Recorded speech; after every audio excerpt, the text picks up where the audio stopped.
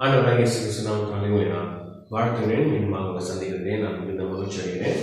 நீங்கள் பிள்ளைங்களுக்கு என்ன பண்ண போறீங்கன்னா, உங்கள் சண்டே கிளாஸ் பிள்ளைங்களுக்கு இந்த ஷீட்டு இதை நீங்கள் காட்ட போறீங்க. அந்த குரூப்பில் நான் போடுறேன், நீங்கள் பிரிண்ட் அவுட் எடுத்துக்கலாம். ஓகேங்களா? இந்த பேப்பரை நீங்கள் பிள்ளைங்க முன்னாடி நீங்கள் காட்ட போறீங்க. இப்படி காட்டிட்டு பிள்ளைங்களா நல்லா பாருங்க, இதில் எத்தனை கோடு இருக்குன்னு நீங்கள் கவுண்ட் பண்ணணும், எத்தனை லைன்ஸ் இருக்குன்னு நீங்கள் கவுண்ட் பண்ணணும்.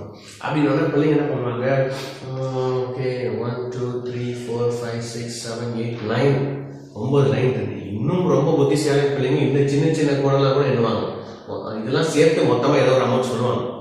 அது முக்கியம் இல்லை நமக்கு, நீங்கள் பிள்ளைங்க கேளுங்க அப்படின்னு சொல்லிட்டு நல்லா பாருங்க. இப்போ நான் இதை மறைச்சிடுவேன், அதுக்கப்புறம் உங்ககிட்ட நான் கேள்வி கேட்பேன், நீங்கள் கரெக்டாக சொல்லுங்க அப்படின்னு சொல்லிட்டு எல்லாம் பண்ணுவாங்க, அதை பார்ப்பாங்க.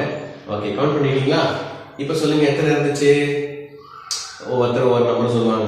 ஓகேங்களா? அப்படி அப்படின்னு கேட்டுட்டு இப்போ அது இல்லை கேமு, இப்போ நான் கேட்க போற கேள்விதான் கேம். இது அதான் கேம் லட்சம்.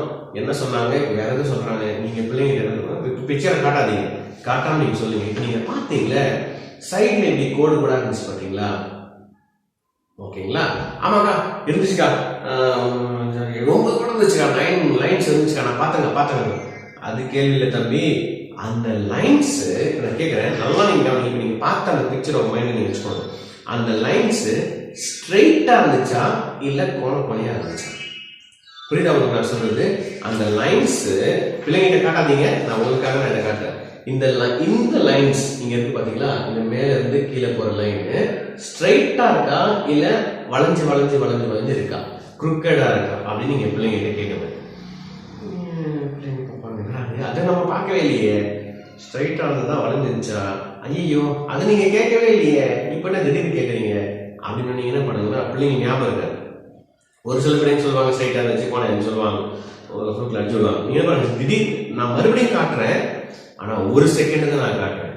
அந்த செகண்ட் நீங்க பார்க்கணும், அதுக்கப்புறம் நான் மறைச்சிடுவேன். அதுக்கப்புறம் நீங்க சொல்லணும் லைன் ஸ்ட்ரைட்டா இருந்துச்சா இல்லைன்னா இப்படி நீங்க கேட்கலாம். ஓகே, லைன் ஸ்ட்ரைட்டா இருந்துச்சா குறுக்கடா இருந்துச்சான்னு கேட்காதீங்க. ஏன்னா ஒரு சிலர் ஸ்ட்ரைட்டா சொல்லுவாங்க, ஒரு சிலர் ஃப்ளூக்ல அடிச்சுடுவாங்க, இல்ல கோணம் இருந்துச்சுன்னு சொல்லிட்டு. நீ என்ன பண்ணுன்னா இப்படி காட்டிட்டு இதுல எத்தனை லைனு கோணல் மணலா இருந்துச்சுன்னு கேளுங்க, எத்தனை லைனு ஸ்ட்ரைட்டா இல்லை. சரி, இதுல நீங்க நல்லா புரிஞ்சுக்கோங்க. பிள்ளைங்க கிட்ட நீங்க கேட்கும் போது இந்த லைன்ஸ் பாத்தீங்களா, இந்த லைனு எத்தனை லைனு இப்படி கோணையா இருந்துச்சு, ஸ்ட்ரைட்டா இல்லை அப்படின்னு நீங்க கேட்குங்க. அப்போ பிள்ளைங்க மாட்டிக்குவாங்க. சரிங்களா? அதனால நீங்க என்ன பண்ணுங்க, பிள்ளைங்க கிட்ட நீங்க பாத்தீங்கல்ல எத்தனை லைனு கோணையா இருந்துச்சு அப்படின்னு பிள்ளைங்க ஏதாவது ஆன்சர் சொல்லுவாங்க. அப்படியா? சரி, இப்ப நான் மறுபடியும் காட்டுறேன். இப்ப நல்லா நீங்க கவனிங்க, நல்லா கவனிச்சு பாருங்க. ஆனா ஒரு செகண்ட் தான் நான் காட்டுவேன். எத்தனை லைனு கோணையா இருந்துச்சு நீங்க பார்க்க போறீங்க அப்படின்னு சொல்லிட்டு ஒரு செகண்ட் நீங்க காட்டுங்க, கவுண்ட் பண்ணிடுங்க, டக்குன்னு கவுண்ட் பண்ணுங்க. அப்படின்னு டக்குன்னு நீங்க மறைச்சிடுங்க. பிள்ளைங்க என்ன பண்ணுவாங்க, எல்லா லைனுமே கோணையா தானே இருக்குது அப்படின்னு சொல்லிட்டு ஒரு அமௌண்ட் சொல்லுவாங்க. எல்லாம் சொல்லுவாங்க, 1 2 3 எல்லாம் சொல்லுவாங்க.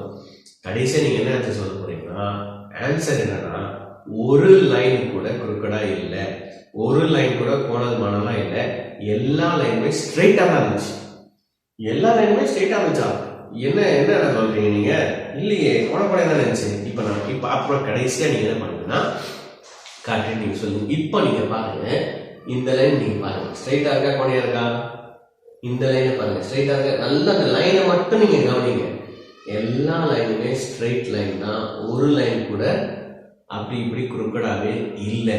ஆனா இது ஒரு இல்யூஷன், ஒரு ஆப்டிக்கல் இல்யூஷன். உங்களுடைய பிரெயினை ஏமாத்துறதுக்காக நீங்க என்ன பண்ணீங்க, இதை பார்க்கும் போது இந்த கோடோட சேர்த்து நீங்க பாப்பீங்க. இந்த சின்ன சின்ன குச்சி மாதிரி இருக்கு பாத்தீங்களா, அந்த கோடோட சேர்த்து நீங்க பார்க்கும் போது இந்த லைன்ஸ் கோணலா இருக்க மாதிரி தெரியும். ஆனா இது எந்த லைனுமே கோணலா இல்லை, எல்லா லைனுமே ஸ்ட்ரெயிட்டா தான் இருக்குது. என்ன சார் ஒண்ணுமே புரியல அப்படின்னு இந்த பிரிண்ட் அவுட் எடுத்து நீங்க பாருங்க. ஃபர்ஸ்ட் நீங்க கண்டுபிடிங்க எத்தனை லைன் கோணலா இருக்கு. கோணலாவே இல்லை, எல்லா லைனுமே ஸ்ட்ரெயிட்டா தான் இருக்குது. சரி, இதுல இருந்து நம்ம பிள்ளைங்க பல பிள்ளைங்க பார்ப்பாங்க, எல்லாம் ஸ்ட்ரெயிட்டா தான் இருக்கு. ஃபர்ஸ்ட் கோணப்படியா தெரிஞ்சு இப்போ ஸ்ட்ரெயிட்டா இருக்க மாதிரி தெரியுது. எந்த லைனுமே கோணலால, எல்லாமே ஸ்ட்ரெயிட்டா இருக்குது. ஓகேங்களா? இப்போ நம்ம பிள்ளைங்க இதுல இருந்து என்ன சொல்லி தர போறோம், 2 தீமோத்தேயு 1ஆம் அதிகாரம் 7ஆம் வசனம். 2 தீமோத்தேயு 1ஆம் அதிகாரம் 7ஆம் வசனத்தை நான் வாசிக்கிறேன். தேவன் நமக்கு பயமுள்ள ஆவியை கொடாமல் பலமும் அன்பும் தெளிந்த புத்தி உள்ள ஆவியை கொடுத்திருக்கிறார். எப்படிப்பட்ட ஆவியை நம்ம கொடுத்திருக்கிறார் தேவன்? தெளிந்த புத்தி. இதை நீ பார்க்கும் போது எல்லா லைன்ஸுமே ஸ்ட்ரெயிட்டா தான் இருக்குது. ஆனா உன் கண்ணுக்கு எப்படி தெரிஞ்சிச்சு? கோணல் மணலா இருக்கிற மாதிரி தெரிஞ்சு. பிசாசு ஏமாற்றுகிறவன். அவன் சொல்லுவான், வாழ்க்கையில சரியில்லை, பெரிய பிரச்சனை இருக்குது, நிறைய கஷ்டம் இருக்குது, அப்படி இருக்குது, இப்படி இருக்குது, பாரு ஏசப்பாவை ஏற்றுக்கொண்டு நீ என்னத்தை கண்ட, வாழ்க்கையில பிரச்சனை தானே வந்துருக்குது, போராட்டம் தானே வந்துட்டு இருக்குது. அவன் என்ன பண்ணுவான்னா, உன் வாழ்க்கையில சந்தோஷம் இல்லை, சமாதானம் இல்லை, உனக்கு திருப்தி இல்லை, உனக்கு வந்து வேற வேலை இல்லை, உனக்கு ஒரு சரியா படிப்பு வர மாட்டேங்குது அப்படின்னு ஏதாவது ஒரு குழப்பத்தை போட்டு அந்த குறுக்கட லைன் வந்து ஸ்ட்ரைட்டா இல்லை, கோணல் மணலாம் இருக்குது அப்படின்னு சொல்லி ஒரு தப்பான பிக்சரை காட்டுவோம். வெரி சிம்பிளான ஒரு எக்ஸாம்பிள் நான் சொன்ன பாருங்க.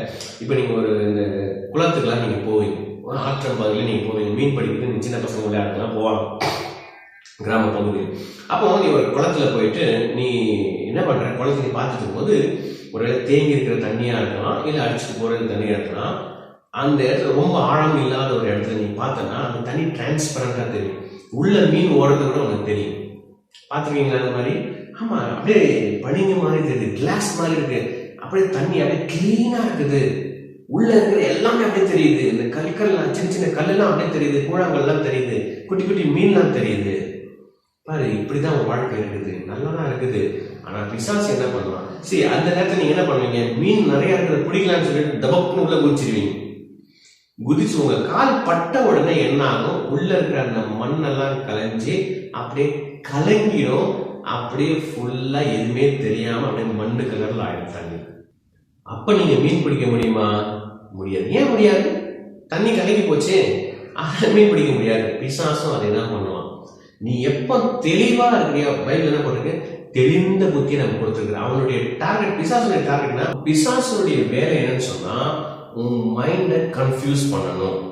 உன் வாழ்க்கையில பெரிய பிரச்சனை இருக்குது, ஐயோ உன்னால வந்து நல்லா படிக்க முடியாது, பாரு உங்க வீட்டில் பாரு எவ்வளோ கஷ்டப்படுறாங்க அப்படின்னு ஏதோ ஒரு உன்னை வந்து சரியா படிக்க விடாத படிக்கு, உன்னை வாழ்க்கையில முன்னேறக்கூடாத படிக்கு ஏதோ ஒரு காரியத்தை போட்டு உன் மைண்டை வந்து அவன் கலங்க வச்சுக்கிட்டே இருப்பான். ஏன்னா தெளிந்த புத்தி உனக்கு வந்துருச்சுன்னா நீ கிளீனா பார்க்க முடியும் உன் வாழ்க்கையில என்ன, ஓ இங்க பிரச்சனை இருக்குது. இப்போ நான் என்ன சொன்ன மாதிரி அந்த நதியில போயிட்டு அந்த சின்ன குளத்துல தண்ணி போயிட்டு இருக்குது, கீழே எல்லாமே தெரியுது, கலங்கிடுச்சு தண்ணி, யாரோ கல்லை போட்டு கலக்கிட்டாங்க. ஆனா அந்த தண்ணி கலங்கிட்ட பிறகு உனக்கு என்ன எங்க இருக்குது, கல் எங்க இருக்குது, பள்ளம் எங்க இருக்குது, மீன் எங்க இருக்குது, ஒண்ணுமே தெரியாது. அதான் பிசாசு பண்ணிட்டு இருக்கான். ஆனா கர்த்தர் என்ன சொல்றாரு? தெளிந்த புத்தியை உனக்கு கொடுக்குறேன். தேவன் நமக்கு தெளிந்த புத்தியை கொடுக்கிறவராக இருக்கிறாருன்னு அர்த்தம். அந்த தெளிந்த புத்தி உனக்கு வந்துருச்சுனாலே, கிளியர் மைண்ட் உனக்கு வந்துருச்சுனாலே, வாழ்க்கையில எங்க பிரச்சனை இருக்குது, எங்க பிரச்சனை இருக்குது நீ கண்டுபிடிச்சு அந்த பிரச்சனையை ஈஸியா நீ சால்வ் பண்ணிட முடியும். பாரு தம்பி தங்கச்சி, இப்ப நம்ம இந்த பசில் நம்ம பார்த்தோம். பிசாசு என்ன பண்ணுவோம்? லைன்ஸ்லாம் ஸ்ட்ரைட்டா தான் இருக்குது, ஆனா அது கோணப்படியா இருக்கிற மாதிரி ஒரு இல்யூஷன், உங்களை ஏமாத்துறதுக்கு வேற ஒண்ணு. பிசாசு நீங்க தான் பண்ணிட்டு இருக்கிறான், உன்னை ஏமாத்திட்டு இருக்கிறான். ஆனா நம்ம என்ன சொல்லணும்? வாழ்க்கையில பிரச்சனை, போராட்டம் வரும்போது, குழப்பம் வரும்போது, ஐயோ என்ன பண்றதுன்னு தெரியல சூழ்நிலை வரும்போது, இல்ல இல்ல தேவன் எனக்கு பயத்தின் ஆவியை கொடுக்கல, அவர் எனக்கு பலத்தின் ஆவியை கொடுத்திருக்கிறாரு. இந்த மறுபடியும் வசனத்தை வாசிக்கிறேன். 2 தீமோத்தேயு 1. தேவன் நமக்கு பயமுள்ள ஆவியை கூடாமல் பலமும் அன்பும் தெளிந்த புத்தியும் உள்ள ஆவியையே கொடுத்திருக்கிறார். அப்ப தேவன் எனக்கு தெளிந்த புத்தியை கொடுத்திருக்கிறார். நான் கன்ஃபியூஸ் ஆக வேண்டிய அவசியம் இல்லை, நான் குழப்ப வேண்டிய அவசியம் இல்லை. கர்த்தர் எனக்கு தெளிந்த புத்தியை கொடுத்திருக்கிறாரு. அப்படி குழப்பமான சூழ்நிலை வரும், நீ ஜெபம் பண்ண, ஆண்டவரே எனக்கு தெளிந்த புத்தியை நீங்க தருவீங்கன்னு சொல்லியிருக்கீங்க. ஆண்டவரே எனக்கு தாங்க, ஆண்டவரே சூழ்நிலை நான் என்ன தீர்மானம் எடுக்கணும், அடுத்து நான் என்ன செய்யணும், கற்றுத்தாங்க ஆண்டவரேன்னு சொன்னா நிச்சயமா கர்த்தர் உனக்கு கற்றுக் கொடுப்பா. தம்பி தங்கச்சி, அப்படின்ற விஷயத்த நம்ம பிள்ளைங்களுக்கு நம்ம சொல்லித்தர போறோம் இந்த ஒரு கேம் மூலமா.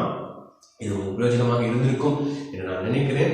மறுபடியும் நான் கூடிய சீக்கிரத்தை உங்களை நான் சந்திக்கிறேன். தேங்க்யூ ஃபார் வாட்சிங். God plus.